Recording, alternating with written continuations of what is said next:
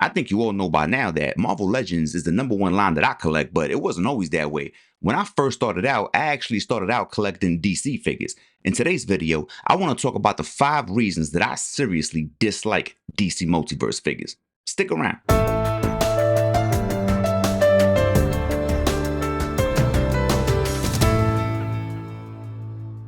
So really quick, I don't want to turn this into a hateful thing against DC because that's not the case at all. Some of my favorite characters come from DC, but what I want to talk about today is figures, and that's a whole nother story within itself. To be clear, I do pick up DC Multiverse figures, but that's here and there from time to time, and I cherry pick them as hard as I possibly could. I have never bought an entire wave of DC Multiverse figures. I have never put together a Build-A-Figure from DC Multiverse figures because they just don't excite me like that. I really feel like DC figures' best days was behind them, and these are my 5 reasons for feeling that way. Number 5, the articulation is just not the best, especially when you compare it to the previous people who used to do the DC figures and how those figures came out.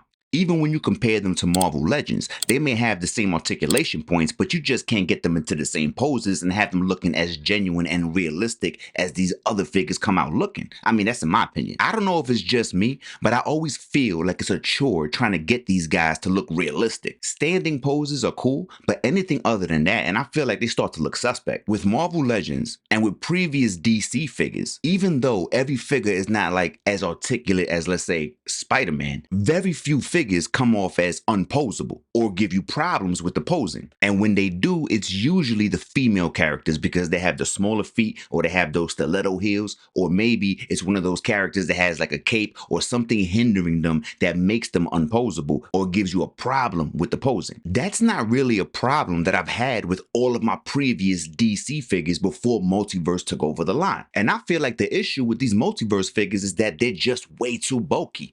Let's take a look real quick and you can see what I mean. So I brung out King Shazam, Black Adam, and Martian Manhunter. I know right away you can see big differences, but we're only going to talk about the articulation for right now because I want to talk about those joints really quick. Look at Shazam's joints. Look at his knees and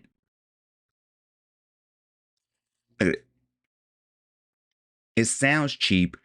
It sounds like, and this is probably one of my newer figures. This sounds cheap. It feels cheap. It feels like hard plastic. Look at this. Look at this. You see that? Like, how am I supposed to articulate this guy when every movement is like he's breaking a bone? And it's really the same thing with Martian Manhunter too. Look. You hear that?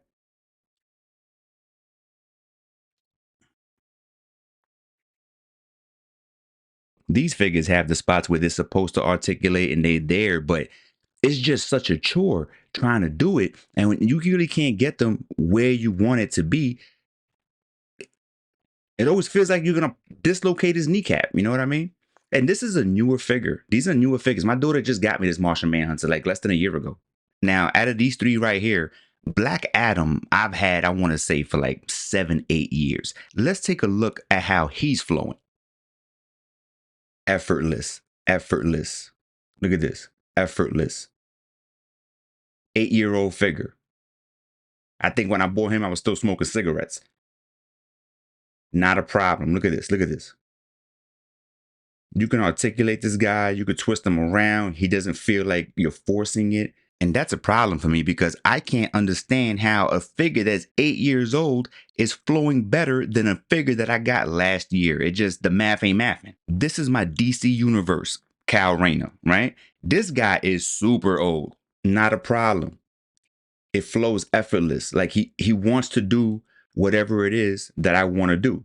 It's not a problem, you know? DC Multiverse is different. You're not going to get any Spider-Man poses even if they made Spider-Man because I don't believe that their figures can take it. If DC Multiverse had the Marvel license, we would be done. We'd be cooked because Spider-Man would be standing up forever. Number 4, the plastic feels way different. Since I'm over here comparing DC figures against each other, I can't help but feel that the DC Multiverse plastic has always felt different to me. Now, by no means am I like a plastic expert at all, but I can tell you, I know what I can feel. DC Multiverse has like this hardness to it that I really don't care for. Whenever I gotta click their joints, I mean, I gotta really click it and I feel like I gotta force it. And I always feel like something's gonna pop off and break. And that's like with every figure that comes out. Harder plastic to me also feels cheaper. And it's just not the level of quality that I'm used to getting and have been used to getting from DC figures since I've been collecting. It's just not the same level of quality that I appreciate. I'm not even comparing them to Legends either. When I'm talking about DC collectibles and DC icons,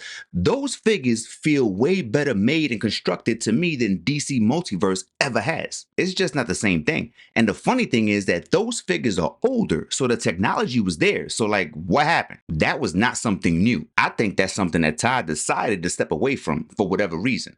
Let's take a look real quick and you tell me what you think. All right, so we got 5 different figures here. Captain Cold is a DC collectible. Catwoman is a DC Universe. Green Arrow is DC Multiverse. I believe Green Lantern is a DC icon. And then of course, Martian Manhunter is a DC Multiverse. But let's look at the difference between the plastic and all these figures. And remember, DC Multiverse are the newer figures. The paint job on Captain Cold is immaculate. I mean, everything is great. Everything is fluid. Everything is looking good. Doesn't look cheap. Everything flows looking great. You can tell when you look at the cargo pants that he got on, you can tell, look at the jacket, everything is smooth. It doesn't feel like it's raised, nothing like that. This looks like a quality figure. It has everything I'm checking for. Then we got Green Arrow. And like, this is what I mean. DC Multiverse, their plastic just feels like discount plastic. Back to the hard joints that click, that don't really want to move. This plastic feels cheap. It feels like if it falls from high enough, this is gonna break. Am I the only one that's bugging? Like, do you see this? Do you feel like, oh wow, this is better quality than the older figures? Let's take a look at this DC Universe Catwoman, which is probably the oldest figure here. She looks a lot better, a lot smoother. She articulates way better than Green Arrow, than all DC Multiverse figures. And this figure is super old. She came in a double pack, I think, with my blue and gray Batman that I have up there with the gold belt. Not the yellow belt, the gold belt. Even my Green Lantern, which is super old. Look at this plastic right here. Look how smooth this is. Look how the paint is applied. Look how it's still shiny years later. I mean, everything about this figure is super old, but even with the armor that my Green Lantern comes with, you can still see under it, and you can see that his black looks way better. And this is way older, so you would think it'll be faded, to be messed up. Nah, not the case. Put them next to Martian Manhunter. Martian Manhunter, if I had to guess, this would be like 99-cent Hobby Lobby paint. You know, the acrylic paint that we use for our dioramas. And I would have to say that this would be a better quality paint right here. There's no way you're going to tell me that Todd McFarlane is putting in the same kind of quality paint. There's no way. There's no way. How is that even possible? As you get closer, this looks horrible. It looks almost like shellac. This looks like a smooth paint job. This looks like the costume.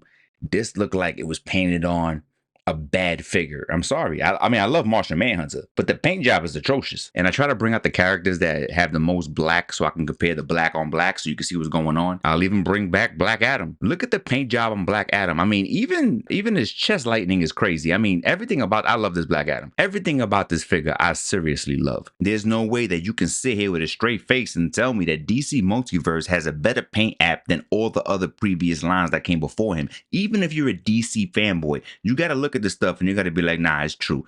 Todd McFarlane is skimping. Number 3, the overabundance of Batman figures. I mean, come on, fam. Not for nothing, I love Batman, and he's one of my favorite characters from DC and probably in general, but come on. Todd McFarlane wants to make every version of every iteration of Batman that has ever existed or ever will exist. Like, I know there's a few people out there that collect exclusively just Batman, but those people are in the minority. I don't know many people who want to keep getting a new Batman figure every single wave. I just don't. Most of us want a classic Batman for our collection, maybe 2 or 3, but I do not want 20 or 30 Batmans. When Marvel keeps putting out Spider-Man figures, it kind of makes sense because Spider-Man has a suit for every day of the week. Spider-Man has so many classic costumes that I can see people wanting to get all of those costumes. Batman's costumes in general are not all that official. I don't know that Batman has that many pivotal costumes in his collection. I mean, I'll take an all-black costume. I'll take a black with the yellow emblem. I'll take the blue and gray. But after that, come on, what are we doing here with all these damn Batmans? Thomas Wayne was cool, and he's from Flashpoint, so you know I gotta get him. But I just feel like Todd keeps stuffing us with Batman after Batman that nobody really asked for. Like this guy right here. I got them on clearance. That's the only reason I have them, because there was nothing else in the store and I picked them up on clearance. But ain't nobody checking for this Batman right here. Nobody really wants this. Nobody asked for this. And this is exactly what I mean. This is like a waste. I bought him because I wanted to walk out the store with something. I saw him for like $9. I would not buy that figure for $25. And I'm never going to open them, to be honest with you. DC Multiverse, or should I say Todd McFarlane, has an obsession with Batman that he should only keep for Spawn, because I just don't see every single wave needing a new Batman. Even people who aren't Batman are turning into Batman. I'm good off that. Number 2, the scaling issue. And even though this is number 2, to be honest with you, this is my number 1 problem when it comes to DC Multiverse. And it's the fact that they do not scale well with the rest of my figures, whether it be Marvel Legends or other DC figures that I have in my collection. I have to put my DC Multiverse figures separate because they stand out from everybody else. One thing that I hate is that I've been investing in DC for years, way before Todd McFarlane ever even thought about getting the license for DC. I cannot help but feel that he made his figures 7 inches so that everybody would have to start over exclusively with him. If DC Multiverse figures were 6 inches, then I can mix and match them with the DC figures that I already have in my collection, and he can keep all his new Batmans. By making DC Multiverse scale at 7 inches, he made everybody have to start over. I don't know about you, but I don't like buying the same things over and over and over again. That doesn't do it for me. I buy something once and I want to move on and get something else. I don't want to keep repeating the same action and buying the same thing over just because somebody else is doing it. So what do I do with everything else that I have? Buying 1 or 2 is not a problem. But if I have to replace 50 to 100 figures that I already have, then that's an issue. And that's not something that I want to do, especially when I don't even like the quality of the new figures. Let's take a look at the scaling and you tell me what you think. So this is exactly why most of my DC Multiverse figures stay in the box. Does this look right to you at all? I mean, come on. Green Arrow is bigger than Darkseid and Superman and Batman. I mean, Dark Shazam is bigger than regular Shazam. I mean, even Batman is bigger than Superman. This is ridiculous. And this is what I mean. And if you was to ask me, I really love this Superman. This Superman, to me, is better than any Superman that DC Multiverse and Todd McFarlane has ever put out. They always put out a Superman with a bulky chest, and it looks like if he turns it, it's like ridiculously oversized. This Superman right here, oh, I still got the hook on him, but yeah, this Superman right here is everything. This is my favorite Superman right here. And I'm not going to trade this guy in just because Todd McFarlane wants to make Bizarro and 50 more big Superman that nobody really wants. How is Green Arrow so big? Does Green Arrow really come across to you as bigger than Darkseid? How is Dark Shazam bigger than regular Shazam? How does Cyborg look like a dwarf? I mean, come on, man. This is not making no sense at all. And this is exactly what I mean, because I know they just came out with a new Cyborg, but I'm not really interested in that Cyborg. I mean, even if you can get your hands on them, because it feels like Todd McFarlane is making like 5 of each figure these days. Nobody can get a figure. So I want to stay with my figure. This is the Cyborg that does it for me. And I'm not going to change my whole collection just because Todd McFarlane wants to make them 7 inches. There was no reason to make them 7 inches. Not for nothing, all the 7-inch figures to me look doofy. They look big, they look goofy. It doesn't feel right to me. And this is the biggest problem that I have with DC Multiverse. So when I do pick up a DC Multiverse figure, them dudes stay in the box. And number 1 would be Todd McFarlane's attitude with feedback. I think what turns me off the most is that Todd McFarlane's attitude is such a put-off whenever you try to bring something up to him.